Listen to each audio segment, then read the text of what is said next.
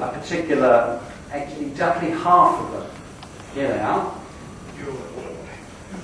Now, some of you, I'm sure, will agree that is, those are the sort of things you really ought to do before you die. But the reason I picked these 25 out of the 50 is for every one of those, without fail, you do have to be able to have a reasonable level of fitness and actually to take part in some exercise.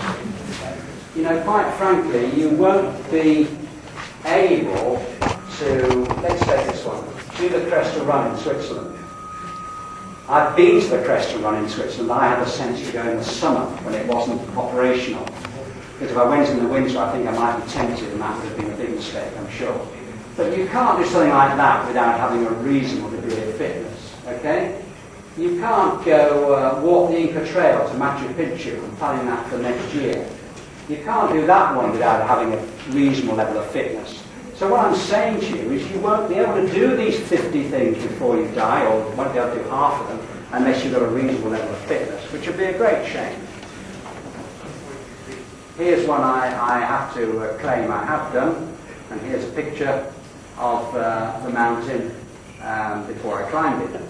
And I can assure you, one or two of you may have climbed Kilimanjaro, it is a very exhausting experience.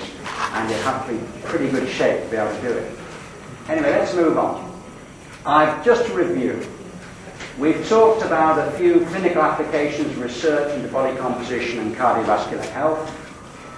We've talked a bit about the benefits of exercise.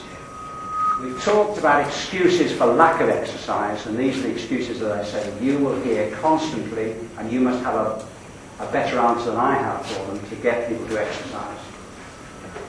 I want to talk the Cardiovascular Health Research Group, which I'm leading, is involved in collecting greater health knowledge, that's the primary function, combined with better health education and training, and very importantly, include improved clinical practice, because there's no point in doing this research work unless we can improve clinical practice.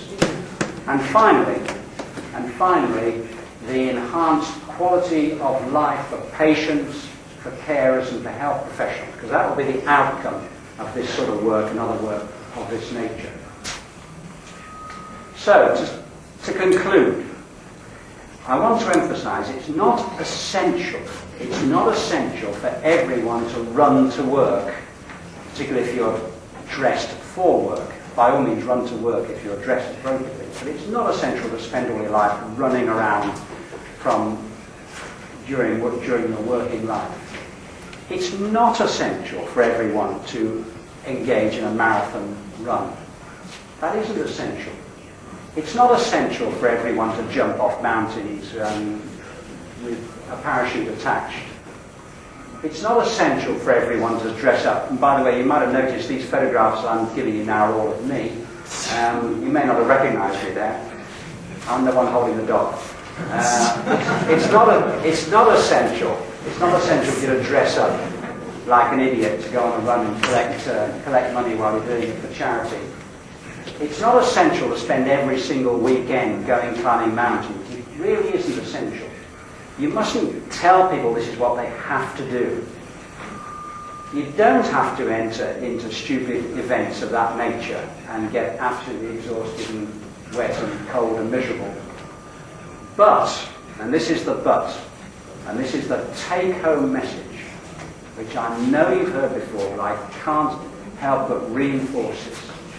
You must make sure that you and all the people that you work with professionally and in your future job walk your dog every day, even if you don't have one.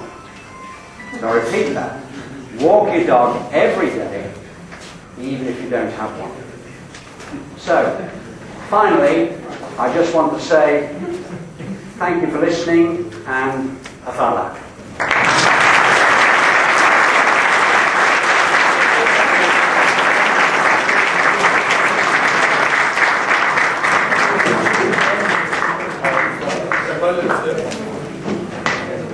Zahvaljujem se profesoru Brodiju na vrlo inspirativnom predavanju i na podršci onome što mi nazivamo misija jer oblast rekreacije, oblast sporta, za to je pre svega misija da podržimo ljude da odluče da se bave fizičkom aktivnošću, jer inercija je čudna sila.